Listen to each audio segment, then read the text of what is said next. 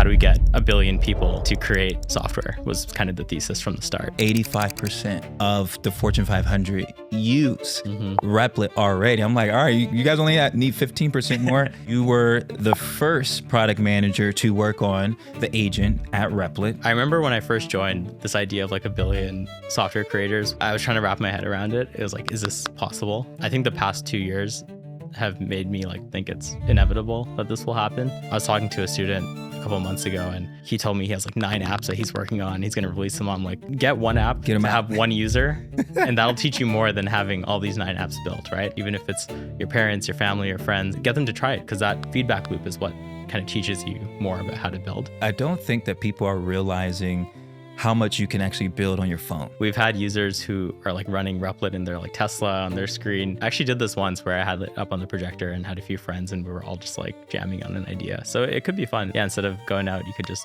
vibe code apps for fun at home. That's interesting. Aman, thank you for jumping on the podcast. We're super excited to have you here. We're gonna jump right in. All right. You were the first product manager to work on the agent at Replit. Replit just had this big round, $400 million at a $9 billion valuation. And Replit just launched Agent 4, which is what you've been working on, every single agent.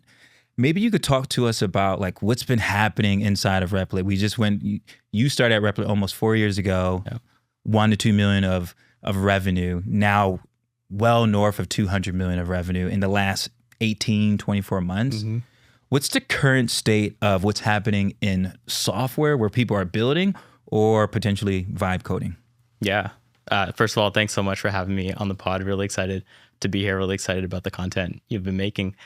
It's been a crazy few years, honestly. Like I joined Replit fall of 2022. At that time, it was still like an education company building tools for teachers to teach students how to code.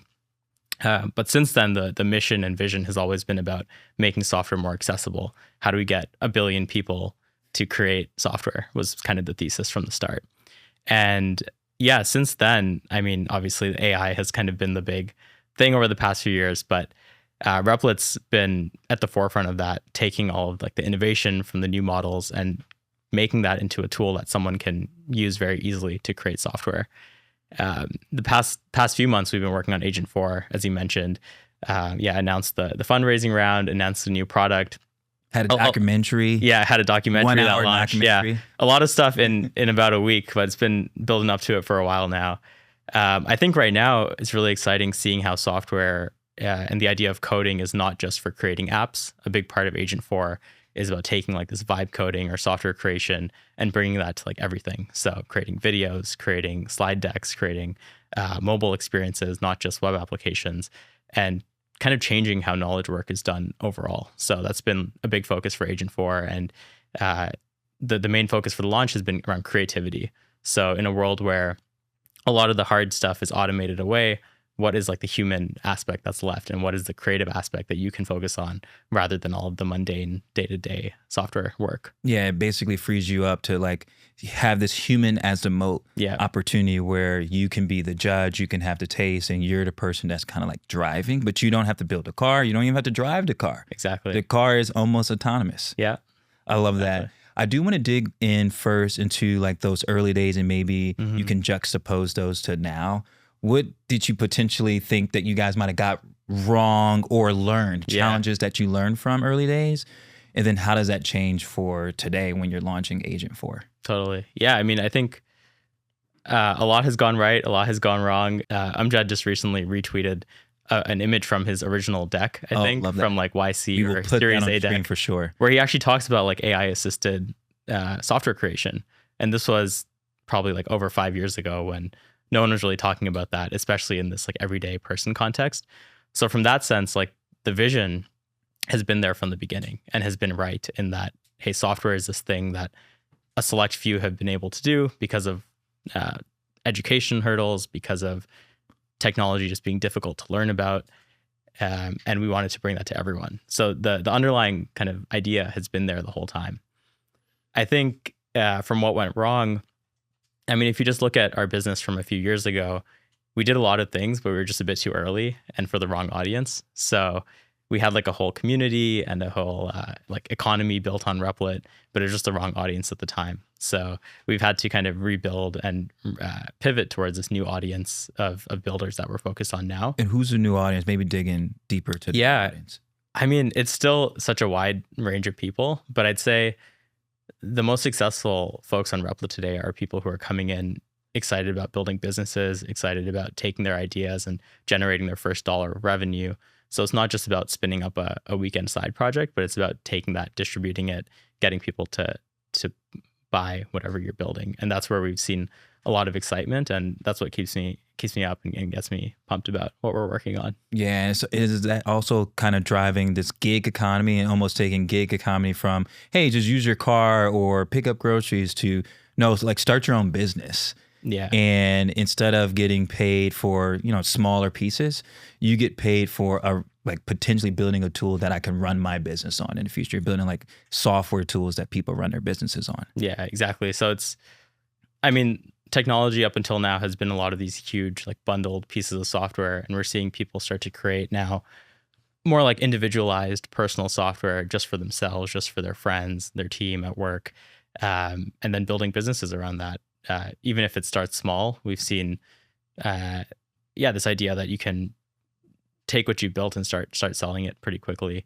We're working on things like Stripe integrations where you can do it all in one place as well. So trying to make it as easy as possible for you to get from like idea to revenue and idea to your business. I love that. Can we talk a little bit about the timeline of the agent? Yeah. All 4 agents. Yeah. What was the breakthrough of each one? Why was that important?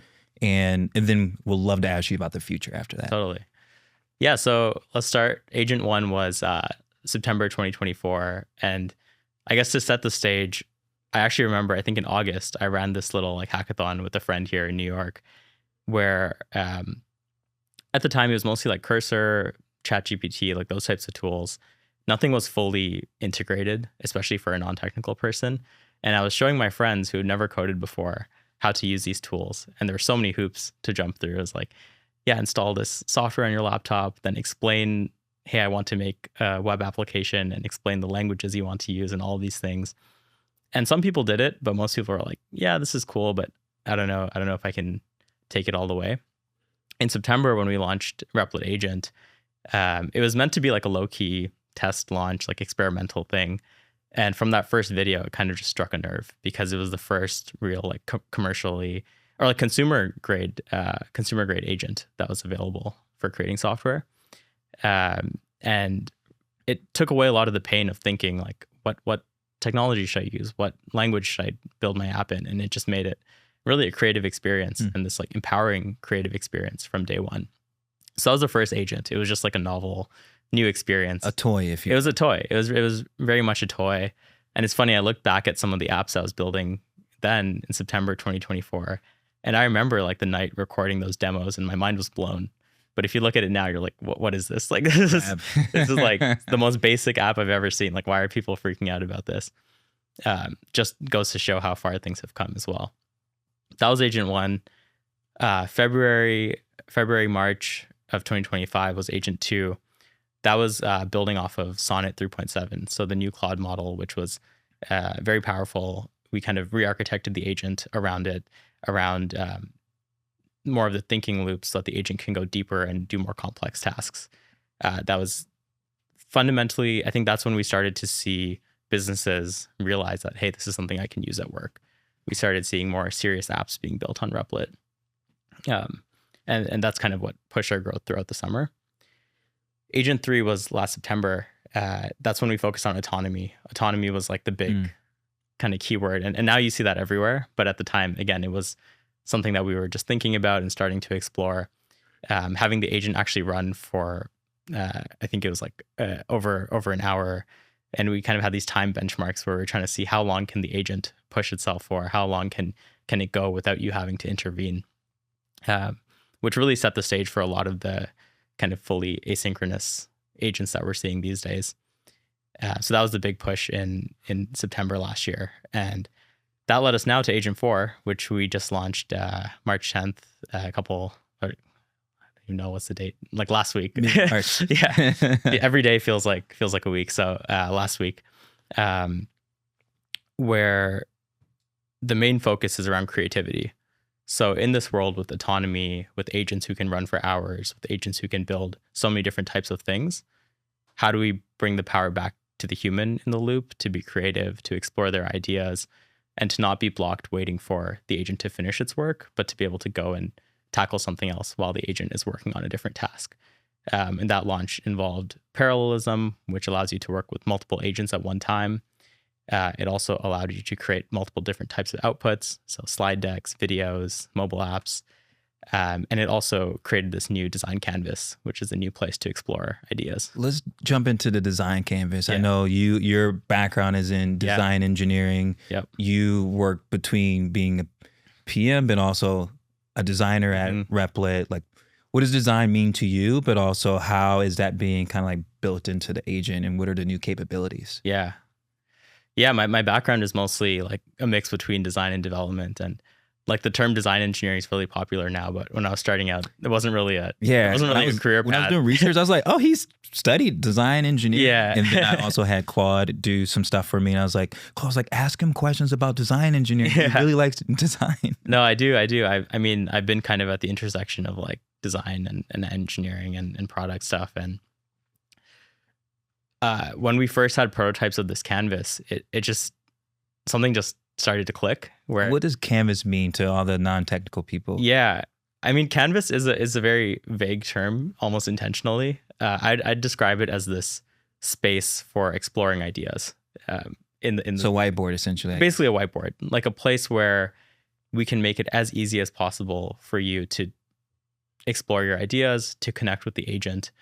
Up until now, we've been kind of limited by the text box, by this like input box in the agent chat, which is great. Chat is one of the easiest ways to communicate. It's a very natural form for humans to chat, say something, get a response. But the canvas allows you to have this like spatial dimension of exploring your ideas, where you can have multiple things side by side. If you've ever like done a whiteboarding exercise, put things on the board, or you've ever just written on like a notebook and made a mind map, these types of things require some like spatial dimension, and it's hard to communicate just through a text box. So the canvas was our first step towards creating a new medium for humans to interact with the agent. And obviously there are tons of canvas tools out there already. The thing that makes it special with Replit and with the agent is that the agent can see everything on the canvas. It can contribute to the canvas, and it can generate code which gets placed on the canvas. So not only is it reading your ideas, but it's also creating this kind of dynamic interaction and iteration loop with you. And talk a little bit about just like the technicalities. Like, how are you now able to have an agent that is going from this great intern to this like PhD student who could potentially start their own company and like give you advice? Yeah. The special thing about having all of these assets created in one project is that it can have context over all of it. So the agent can read your business plan that you might put into your project. It can see your application to understand how it works. It can create your slide deck to make a pitch to investors. And by having all that information fed into it and something like the canvas to explain it all back to you, it's created this new kind of medium for it to understand what you really want. So it's kind of leveled up in many ways. And yeah, we're just trying to create like the best agent environment that the agent can operate within. I love that. Well, I'm actually going to look at my notes in this one. This one was really interesting. I saw on the launch video or the documentary that's almost an hour, Amjad was saying that enterprise is its big focus. Yeah. And he said 85% of the Fortune 500 use Replit already. I'm like, all right, you guys only need 15% more. And it was, what was it? It was hundreds of seats are at Zillow, Adobe, PayPal, Databricks, etc. How does Replit and how do you guys change now that you are an enterprise grade tool? Yeah. How are those enterprises using it? And then how does that change the way that you design the next agent 5, agent 6, etc.? Yeah, Yeah, for the past year or so, enterprise has been a big focus for us. I think actually fundamentally, like the core product doesn't change too much. The actual loop of bringing an idea to the agent, having it work with you to produce something of value is very similar across like our consumer and our enterprise product. There's like the obvious kind of enterprise features that we've had to build out around like security and performance, connectors into their databases. We're working closely with like Databricks and other tools to be able to plug into their enterprise ecosystem. And I think the big unlock is actually very similar to the consumer unlock, where someone who's had an idea for a long time and has been sitting on it but hasn't been able to do it because of engineering bandwidth is now free to go and explore that idea, to build it out, oftentimes to like ship it to production, have their customers using it. You mentioned Zillow, like that's a great example of a customer who has built production customer-facing software on Replit. Oftentimes they'll be able to get it all the way out. Sometimes it might be getting a project to 90 or 95% and then having the engineering team come in and finish it off and like push it out for them. But yeah, I mean, it's pushed us to really like raise the ceiling of what's possible on Replit too. We have like a design philosophy around like lowering the floor and raising the ceiling. So always making it easy to get started, but then not blocking people on taking it as far as they want. So it's been fun to see the types of enterprise needs and the types of enterprise projects that we can scale our product around as well. Awesome. I want to shift gears to talk more about like the pressure, if you will, of being at a company that basically September of 2024 goes from essentially 0 to 200 plus million of revenue.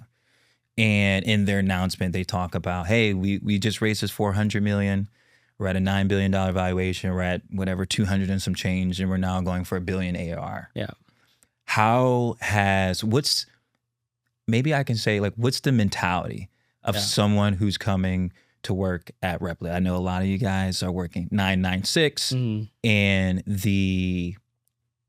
one could say just like the bar is super high. Yeah. So maybe just talk about the mentality, not necessarily the culture, but just like how do you guys attack really big problems and how do you become successful attacking those? Yeah. So we have these like operating principles actually that our company uses. And I think there's 4. It's like about the mission, like thinking radically, like working with intensity. The 4th one's called seek pain, which is like a kind of polarizing operating principle. Like if you're reading that on a careers page, you're like, seek pain. Like I don't want to wake up and. But it sounds like people who don't want to seek pain shouldn't come. Exactly. So it's a good filter both ways, right? To kind of know what you're getting into, but then also to be in an environment that pushes you. And just to explain what seek pain means, it's basically like when there's a hard problem, don't avoid it, right? Like approach that problem head first, try to solve it, show up every day to like solve those very difficult problems, because that's what allows us to keep pushing things forward. And I think that's what just needs to continue to scale as we build up the team. Just having that kind of intense ownership, no matter what function you are on the team, making sure that, I mean, your job doesn't just finish when you kind of have your deliverable. Like talk about the design team, for example. Many design teams out there, you might say like, I handed it off to the engineers, like I'm done my job, but really your job is making sure it works well in production, making sure you've tested it, making sure people are understanding what you built, that it works well. And it's really that level of ownership and care and like love that needs to be at every function and every step of the product development lifecycle. So at least that's what I've seen for people who have been most successful at Replit, is folks who can really jump in and like take ownership and get things done and not be blocked, especially in a world where AI enables you to do so much. Being able to identify the problem, come up with the solution, implement the solution, see it through, and like go end to end becomes really important. I love that. And this podcast is brought to you by Gunderson Detmer. For over 30 years, Gunderson Detmer has represented what's next. Built exclusively for the innovation economy, the firm is the #1 law firm in venture capital globally, partnering with leading investors and groundbreaking companies from start to scale. Learn more at Gunder.com. I know the next billion creators Yeah. that's a big deal, Yeah. right? Billion creators of software online. Maybe talk about like, what is the future that you think with the agents or with the ability for folks to create with Replit? What does that future look like? Yeah. I remember when I first joined, this idea of like a billion software creators I was trying to wrap my head around it. It was like, is this possible? I think the past 2 years have made me like completely shift my mindset to think it's inevitable that this will happen.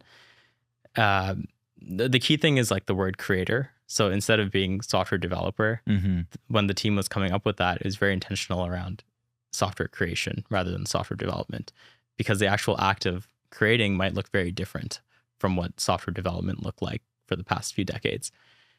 And we're already seeing with tools like Replit this mass kind of shift towards creation and building new things.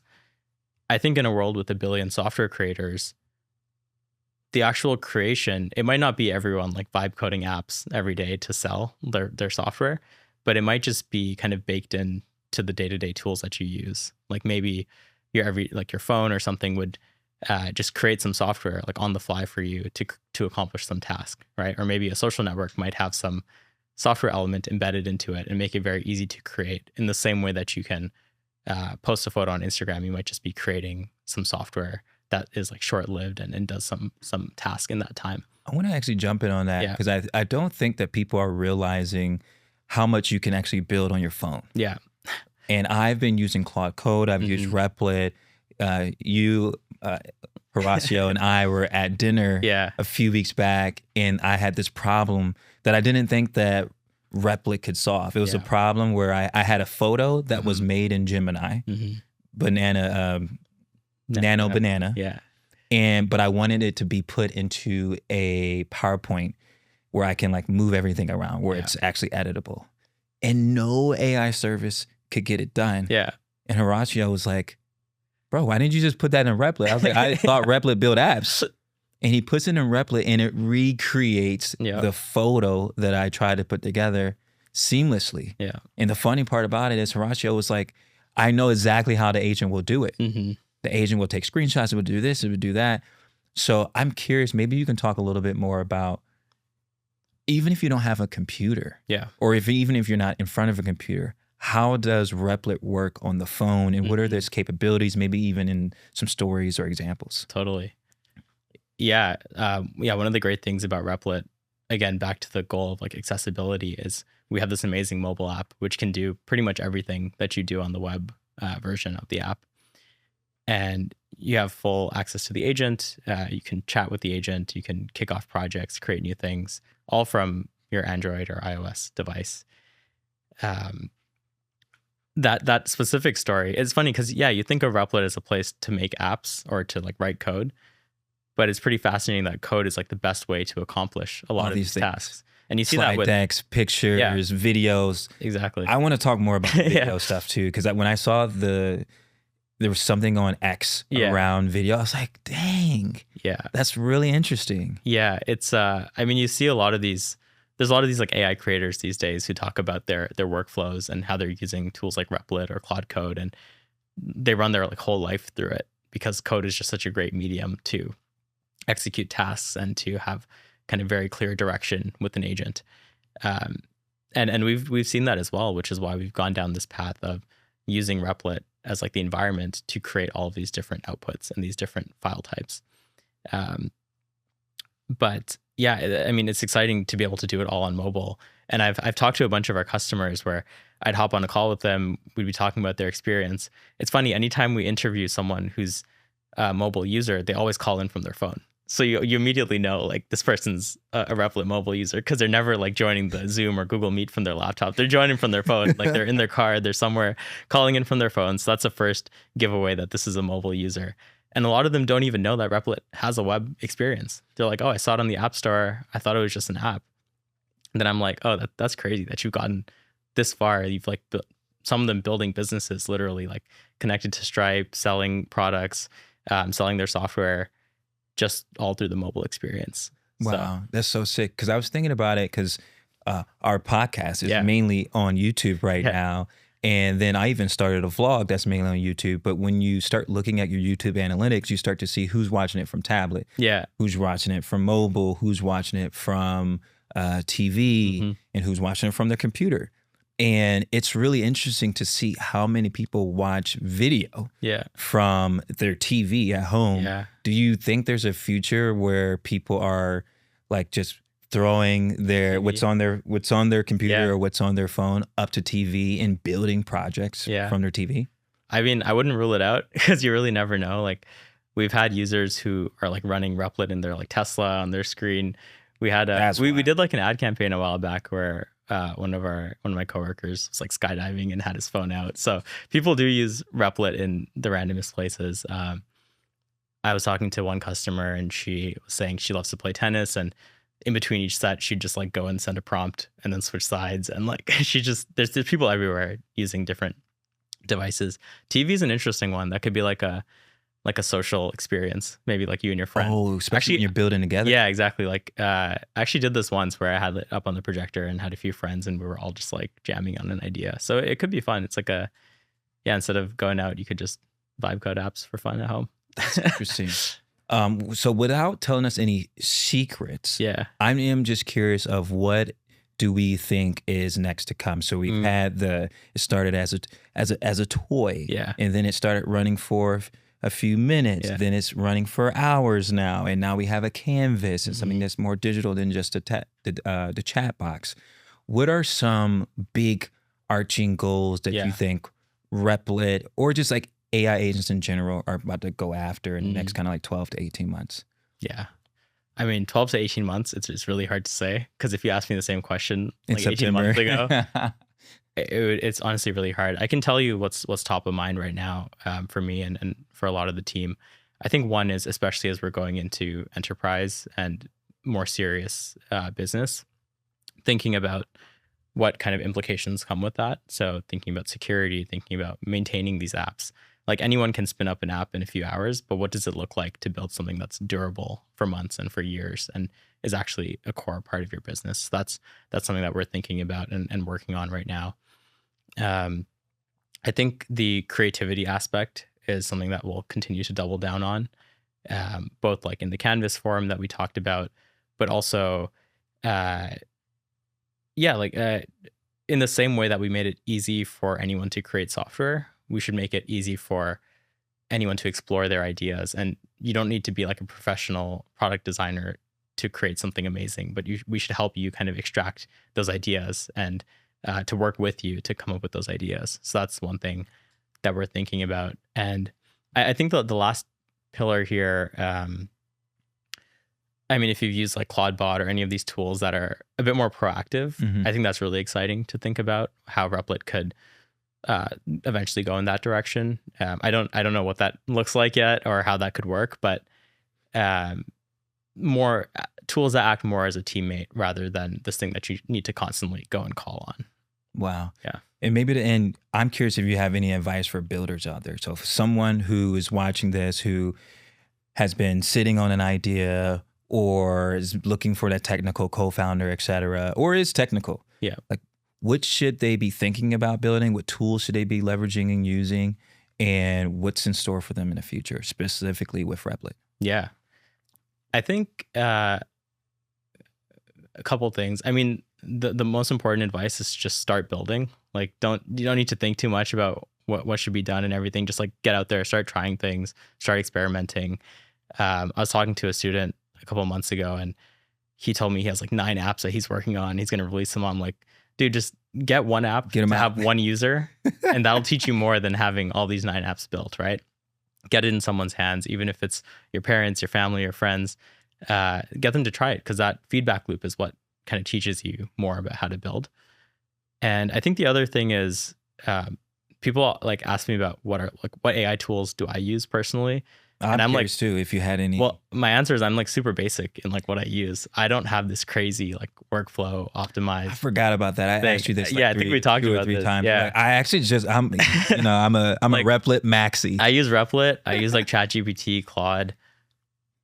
That's it. Like, I mean, I do use random tools here and there, but there's a lot of noise out there about like, hey, you have to optimize every single thing. You have to have this like library of prompts and skills, and the tools are getting better so quickly that sometimes it doesn't make sense to optimize for each kind of little spike, but just to understand how these things work fundamentally. So it kind of reminds me of how when you're starting out like a YouTube channel or something, the advice from creators is often like, don't worry about the gear, just like use your iPhone, tell your story. It's the same thing. It's like, yeah, you could have this crazy setup. You could have 9 different Claude bots talking to each other and text all of them and have all this set up. But really, you just need like one idea that you're passionate about. You need a few tools, maybe a few subscriptions, and to just start building and start putting stuff out there. So that's my kind of high level advice, is just start, just get going. Just build, guys. Just build. It's time to build. Just build. Yeah. Aman, dude, I appreciate you for coming on the podcast. I guess Agent 5, we should have you back on. Yeah, I'll come back on when we're out with Agent 5. We'll see where it goes. Things are moving really fast. Super. Yeah. Thanks again for coming on. Yeah, of course. Thanks for having me.